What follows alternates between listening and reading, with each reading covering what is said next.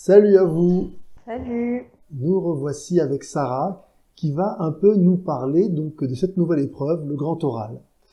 Alors Sarah, dites-moi, quand vous avez entendu parler de cette épreuve, comment vous avez réagi?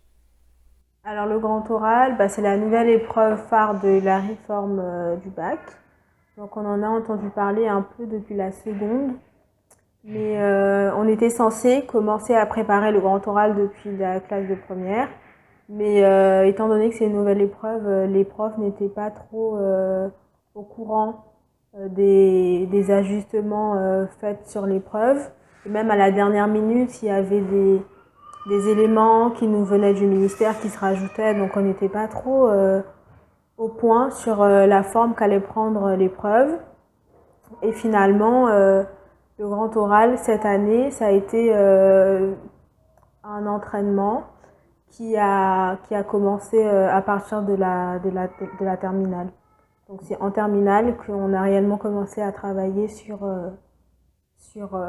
l'épreuve. D'accord.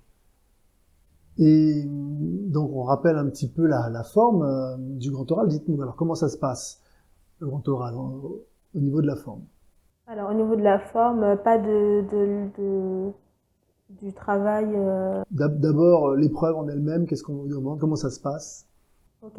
Donc pour le grand oral, quand on arrive, on a 20 minutes de préparation. Donc quand vous arrivez, vous allez auprès de votre jury qui sélectionne vos deux questions.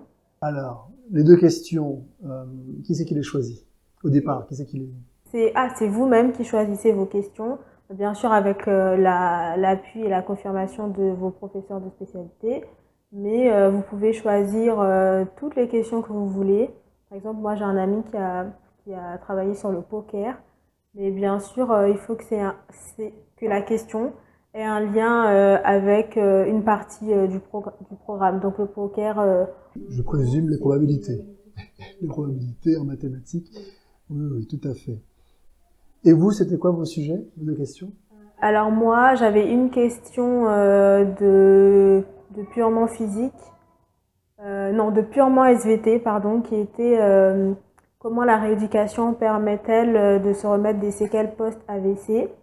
Et j'avais une question transversale donc, qui abordait les SVT et la physique-chimie, qui était la prise d'aspirine est-elle sans danger pour la santé humaine. Et moi, je suis tombée sur ma question transversale. Sur la question transversale. Très bien. Alors donc maintenant, donc, plus en détail, donc, vous avez dit le jour J, vous avez 20 minutes de préparation, donc vous avez donc déjà travaillé les deux questions avec vos enseignants, et ensuite, le jour de l'épreuve, vous avez 20 minutes supplémentaires pour... Quand on vous a donné votre sujet, vous avez 20 minutes isolé dans une salle d'examen avec un surveillant. Et pendant les 20 minutes, y a des gens qui n'ont rien fait. Vous avez le choix de ne rien faire, mais c'est pas ce que je vous conseille. Moi, pendant les 20 minutes, j'ai respiré. J'ai eu le temps de me reconcentrer. Déjà, pendant les 20 minutes, on supprime du cerveau la question sur laquelle on passe pas. Comme ça, on se concentre celle sur laquelle on passe. Et j'ai eu aussi le temps de faire un support. Donc moi, c'était la question sur l'aspirine. Donc j'ai eu le temps de dessiner un petit tube digestif avec les pH en fonction de l'assimilation de l'aspirine. Enfin, ça, c'est pas très important, mais j'ai eu le temps de préparer un support pendant les 20 minutes. D'accord, c'est très bien. Et ensuite, donc, à la fin des 20 minutes, Oui, à la fin des 20 minutes, vous allez voir votre jury qui vous installe et vous avez 5 minutes pour présenter votre question qui répond bien évidemment à votre problématique. Et à la fin de ces 5 minutes, le jury vous pose des questions pendant 10 minutes. Donc ça va être une interaction où on vous pose des questions sur votre exposé, sur les points qu'ils n'ont pas compris et que vous devez développer. Et ils peuvent aussi vous poser des questions sur des points du programme que vous avez travaillé tout au long de l'année. Par exemple, moi, j'ai eu des questions en chimie. J'ai eu à faire comment on appelle, des représentations semi-développées de la molécule d'aspirine. On m'a demandé la formule brute. On m'a posé plein de questions de culture générale, enfin pas de culture générale, enfin de culture générale, mais qui parlaient de mon sujet. Je savais parce que j'avais travaillé en amont, mais on peut vous poser des questions sur le programme, donc travaillez bien toute l'année. Et oui, très bon conseil, travaillez bien toute l'année, effectivement.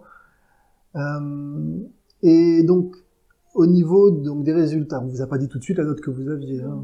Voilà, vous avez découvert vos résultats. Le jour des résultats du bac. Voilà, et donc, votre note, allez-y. Bah, moi, au grand oral, j'ai eu 18 sur 20. C'est une bonne note. C'est une très bonne note. Alors, on peut toujours avoir 20, évidemment, hein, mais entre 18 et 20, on fait partie des notes plus qu'honorables. C'est très bien. Et donc, j'ai eu 18 parce que j'ai travaillé, j'ai préparé mon sujet. Et je sais qu'on a tous un sujet préféré. Moi, j'avais un sujet préféré. J'ai eu la chance. C'est le sujet sur lequel je suis tombée. Mais préparez vos 2 questions. Parce qu'il y a des gens, ils ont préparé qu'une seule question. Ils sont tombés sur la question qu'ils n'ont pas préparée.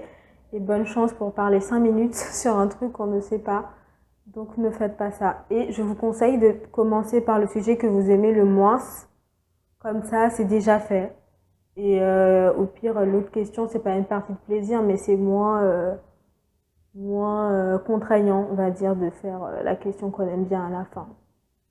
Et je vous conseille de commencer un mois à l'avance. Enfin, moi, mon grand oral, c'était le 23 juin.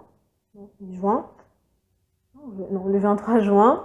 Et donc, j'avais commencé à travailler, vraiment travailler la question, apprendre et tout, commencer à faire les recherches pile un mois avant. Donc, j'avais fait la question 1, j'avais travaillé pendant 15 jours. J'ai fait la question 2, j'avais travaillé pendant 15 jours. Voilà. Ok, bon, ben voilà. Donc maintenant, vous savez ce qu'il vous reste à faire. Alors, effectivement, c'était la première année. Peut-être que au moment où vous verrez cette vidéo, le programme aura encore changé, je ne sais pas. En attendant, avec la formule donc, telle qu'elle est, c'est tout à fait possible d'avoir une excellente note à ce grand oral. Vous aviez un peu peur d'ailleurs de parler face au public, face au jury? Non, du tout. Moi, j'ai eu la chance, j'ai eu un très bon jury. Le jury était très accueillant, très souriant, il s'était pas fermé. Ce que je peux vous donner comme conseil au niveau du jury, c'est soyez polis. Souriez, c'est très important. Le sourire, c'est communicatif. Donc, si vous arrivez en souriant, ils vont vous sourire.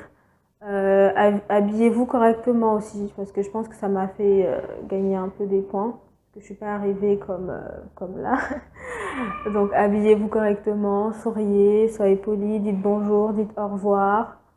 Et voilà. Et même si votre jury n'est pas souriant, c'est pas le plus important.